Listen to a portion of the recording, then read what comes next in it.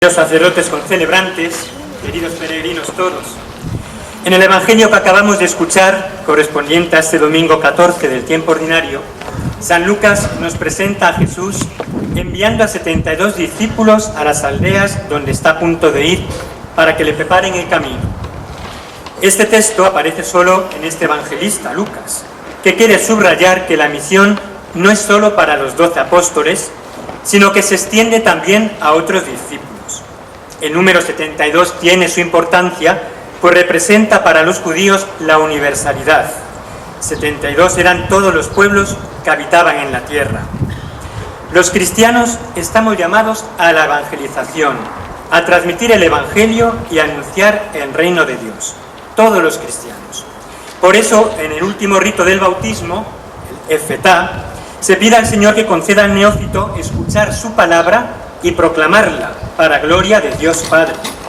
Y así lo indica el Concilio Vaticano II, destacando con claridad y fuerza que toda vocación cristiana es, por su misma naturaleza, vocación al apostolado, invitando a todos los laicos a redescubrir su dignidad bautismal de discípulos del Señor y a reavivar su responsabilidad ante la magnitud de esta tarea de la evangelización. Lo primero, pues, es conocer, es escuchar. No se puede hablar de lo que no se sabe. Por tanto, los cristianos tenemos que conocer la palabra de Dios. Los discípulos estaban con Jesús y le conocían antes de ser enviados por él. También el cristiano debe formarse y conocer a Jesús, su mensaje de salvación, a través de la escucha, especialmente en los sacramentos, la Eucaristía, en la oración, la meditación, contemplando el Evangelio y también esforzándose por conocer el magisterio de la Iglesia. Todo apostolado debe empezar en la oración.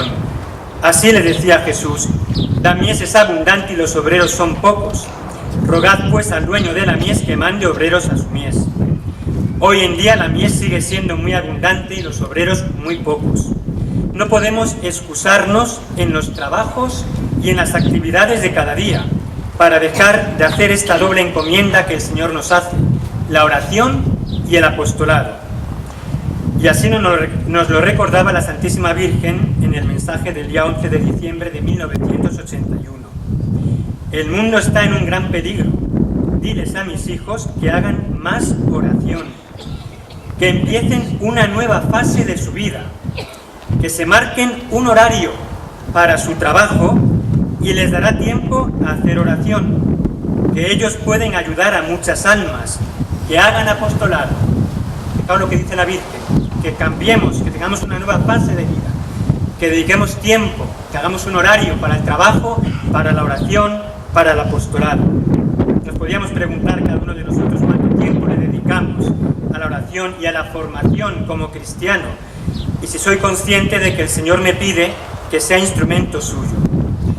Jesús les envía como corderos en medio de lobos.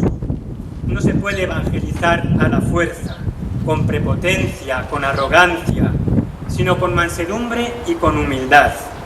Ya lo decía el Papa San Juan Pablo II, la fe no se impone, se propone. La única fuerza con que se debe evangelizar es la de la caridad, la verdad, la humildad, la fuerza del Espíritu Santo. Y en medio de lobos, tanto en la época del Señor como en la actualidad y a lo largo de toda la historia, la fe no es siempre acogida, muchas veces todo lo contrario, es rechazada y perseguida. Hoy en día parece que hay libertad para todo, menos para hablar y defender públicamente la fe. En muchas ocasiones se han quejado el Señor y su Madre Santísima de la situación actual de la humanidad, donde ha habido un giro en los valores.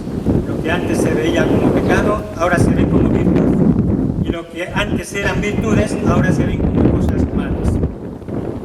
El primer sábado,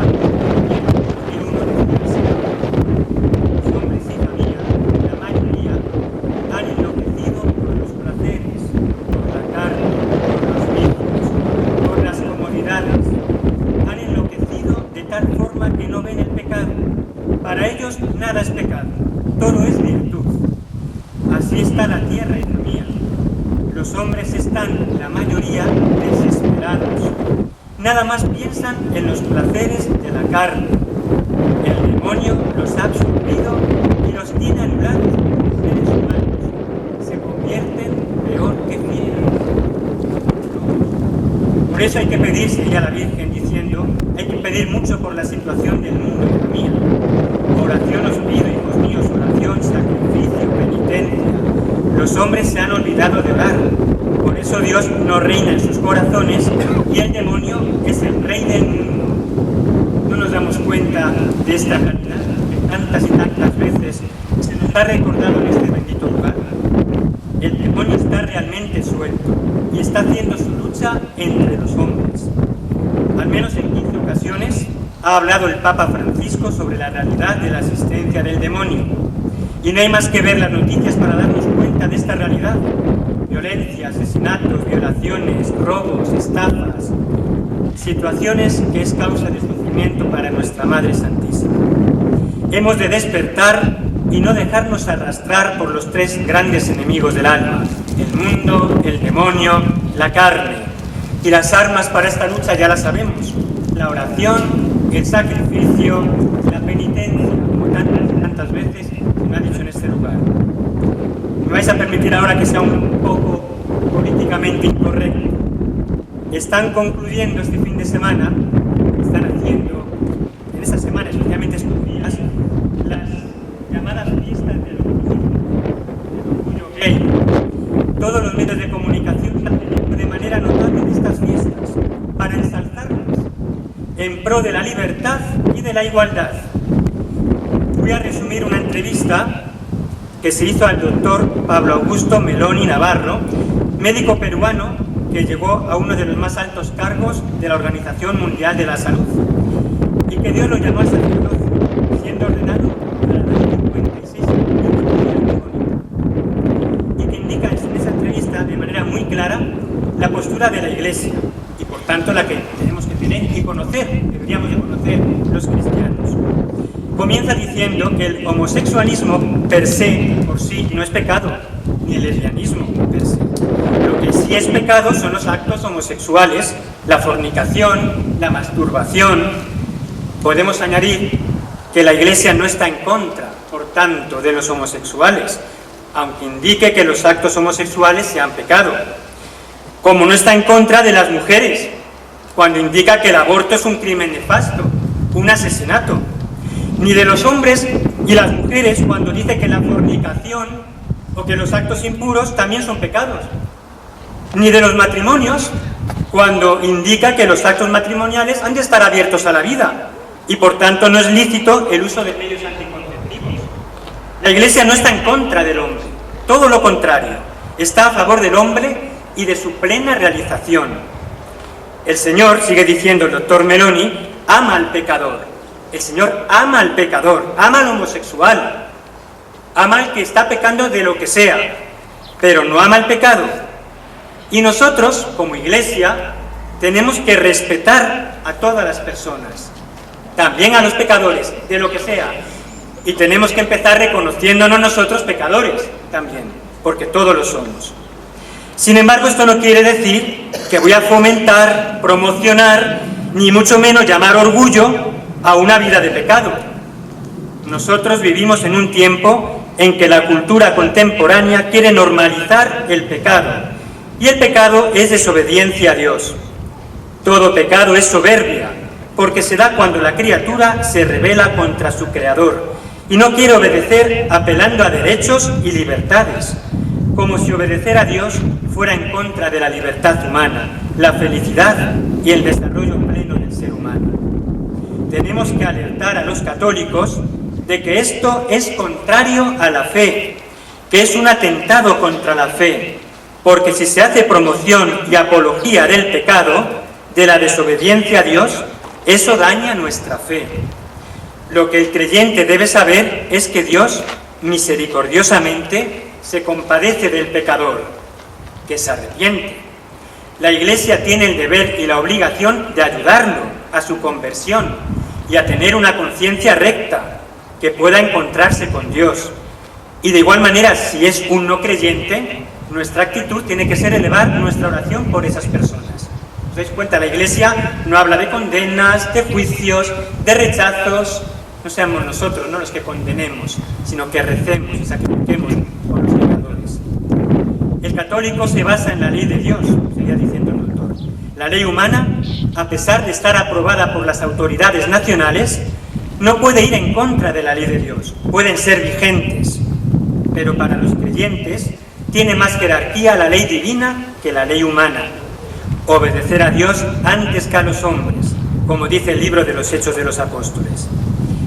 Cuando se le empieza a llamar bien al mal o derecho al pecado, se produce la confusión, y donde las más afectadas son aquellas personas que tienen una conciencia moral menos formada, como son los niños y los jóvenes.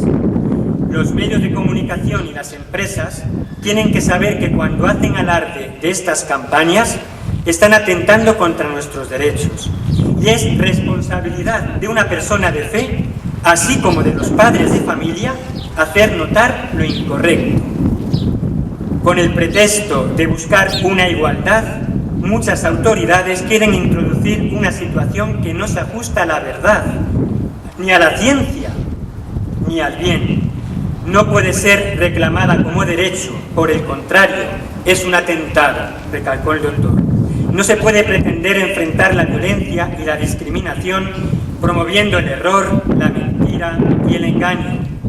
Y terminaba la entrevista diciendo: nosotros, los creyentes, debemos recordar que tenemos un mandato: amar a Dios sobre todas las cosas y amar al prójimo, que es desear su bien. No hay bien más grande para una persona que vivir en Cristo, y para eso se necesita vivir la fe, y la fe es obediencia a Dios. ¿Cuántas veces hemos oído esta misma doctrina? Porque es la misma de la Iglesia, aquí, en este lugar, a través de la Santísima Virgen y del Señor. Pero volvamos al principio. Los cristianos somos enviados por Cristo, como corderos en medio de lobos. Y lo más triste es que muchos cristianos confundidos se dejan o nos dejamos arrastrar por estas falsas doctrinas que machaconamente nos meten de libertad, igualdad, y que lo que realmente hacen es apartar al hombre de Dios y llevarle a la verdadera esclavitud, que es el pecado. Cuando el Señor nos envía a dar testimonio de la verdad y defender la verdad que está en Cristo. Termino con unas palabras del Papa Pío XII en su homilía pronunciada en la canonización de Santa María Goretti, santa que hoy 6 de julio celebra la Iglesia. Decía el Papa: aprendan los padres y madres de familia cuán importante es el que eduquen a los hijos que Dios les ha dado en la rectitud, la santidad y la fortaleza, en la obediencia a los preceptos de la religión católica, para que cuando su virtud se halle en peligro, salgan de él victoriosos, íntegros y puros, con la ayuda de la gracia divina. Sabes que Santa María Goretti es mártir de la castidad. Y terminaba también, seguía diciendo el Papa Pío XII, diciendo: aprenda la alegre niñez, aprenda la animosa juventud a no abandonarse lamentablemente a los placeres efímeros y vanos, a no ceder ante la seducción del vicio, sino por el contrario, a luchar con firmeza, por muy arduo y difícil que sea el camino que lleva a la perfección cristiana, perfección a la que todos podemos llegar tarde o temprano con nuestra fuerza de voluntad, ayudada por la gracia de Dios, esforzándonos, trabajando y orando. Pues como tantas veces nos ha repetido la Santísima Virgen en este prado, hagamos oración, oración y sacrificios, para no caer en tentación y para reparar tantos pecados que se cometen en la humanidad, empezando por los nuestros. Pidamos su protección, la de la Virgen Santísima, e intercesión continua para vivir como verdaderos hijos de Dios y cumplir la misión que nos ha encomendado en medio del mundo, enviados a ser testigos fieles de su amor. Casi sí.